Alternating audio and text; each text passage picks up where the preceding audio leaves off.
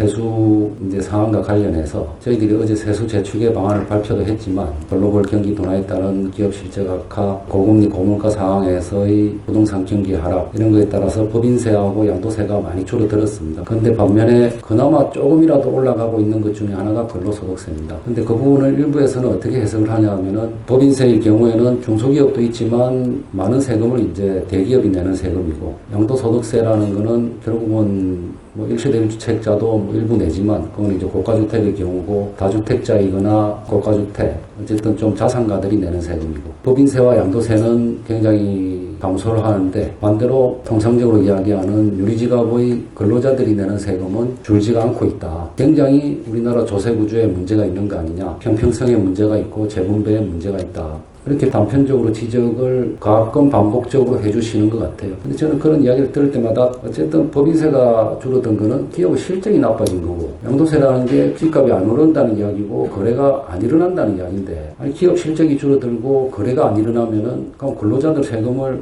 반토막을 해가지고 깎아줘야 되는 거냐. 반대로 삼성전자가 반도체가 아주 좋아가지고 숫자가 2배가 나고 부동산이 폭등을 해가지고 양도세가 폭증을 하면은 그럼 근로자 세금을 그때 가서는 2배로 올려도 되는 거냐. 또 한편으로 기업들은 어렵고 부동산 시장은 얼어붙었지만 그래도 고용 사정이 그나마 유지가 돼서 근로자들이 어느 정도의 세금을 계속 낼 수 있는 그래도 다행인 환경인 것이지 어떤 감세나 어떤 조세구조의 변화 없이 법인세나 양도세가 꺼지면은 근로세도 자연히 꺼져야 되는 구조. 법인세가 양도세가 올라가면은 근소세가 다시 같이 올라가는 구조. 그 자체가 굉장히 잘못된 구조이고 잘못된 결과인데 이렇게 단순하게 그냥 세금의 성격과 흐름에 따라서 그런 걸 비교를 한다는 게 굉장히 안타깝게 생각을 하고요. 그럼 오늘 발표하신 내용과 관련해서는 그 중에 하나만 말씀드리면은 법인세가 부자 감세가 아니다. 기업의 부자가 어딨냐라는 거에 대해서 저희들도 작년에 이제 누누이 이야기를 했음에도 불구하고 25%의 최고 세율을 낮출 때 적용 대상 기업이 몇 개냐? 한 100개 정도밖에 안 됩니다. 그래서 그러면 결국은 그 100개 기업이 가세 표준이 3천억 이상이라는 거는 최소한 매출이 수익률 10%만 잡아도 3조 이상이라는 이야기고 그 기업들이 대부분은 초거대 대기업이거나 아니면 우리나라 용어로 이제 재벌일 수밖에 없으니까 거기에서 나오는 프레임이 결국 재벌 세금 깎아주기 아니냐. 여기에 산발자국도 못 움직이다 보니까 정말 우리나라 법인세 구조가 4단계 다단계 구조로 배율도 높고 복잡하고 비효율적이라는 거를 정말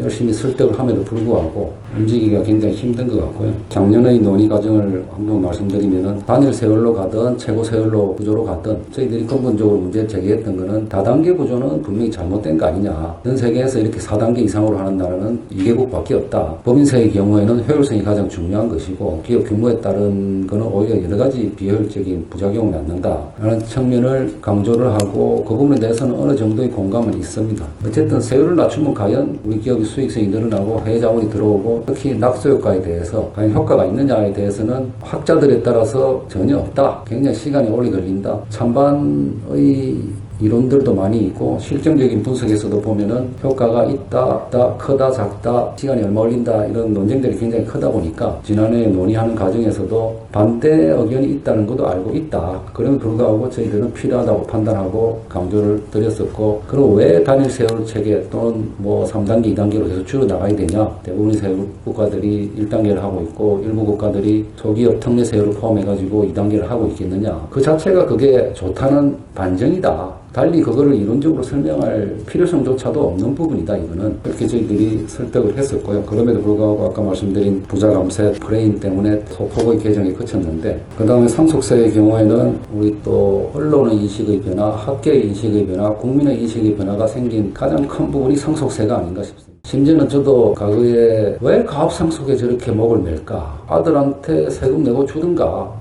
세금 낼 돈이 없으시면 그냥 전문 경영인 쓰시면 되지. 그렇게 꼭 아들이어야만 되나. 외국에서는 잘만 전문 경영에서 하는데 빌 게이츠가 아들한테 못 줘가지고 지금 안 달리는 거 본 적이 있느냐. 저도 그런 생각까지 가졌었는데 그게 또 여러 가지 기업의 환경 또 문화 점점 이 시대가 이제 변화하면서 경쟁의 어떤 양상 이런 것들이 변화하면서 기업의 성계, 기업의 영속성에 대해서는 우리가 생각을 달리 해야 되는 부분이구나. 특히 우리나라 상속세가 지나치게 가혹하다 보니까 20년째 공제구간과 가표 세율이 이제 전혀 변하지 않는 한도에서 그 가혹성이 점점 좀 올라가고 있고 그런 측면에서 상속세의 인식이 굉장히 크게 변한 것 같고요. 소위 말하는 이제 좀 진보 정권이 이제 정권을 잡았을 때도 가압상속 기업 승계에 대해서는 계속해서 적용 대상과 공제 금액을 확대해 왔었고, 그리고 최근에 큰 인식의 변화가 이제 우리도 유산 취득세라는 거는 정말 꼭 해야 되는 거 아니냐, 최소한.